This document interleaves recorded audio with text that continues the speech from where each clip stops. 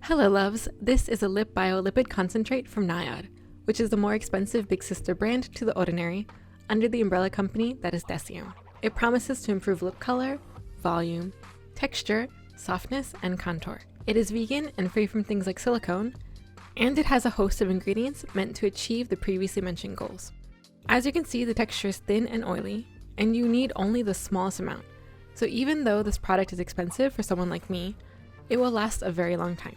The directions say to apply the serum with your fingertips twice daily for 30 days, and then once a day after that. I decided to do a time lapse of this first impression to show you just how fast it works.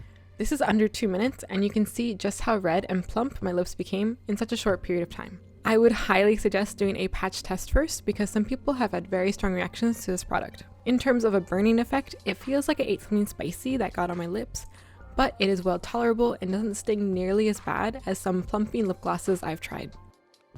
The effect is pretty amazing. I love how much color it gives me, and the increased volume adds a nice shape to my lips.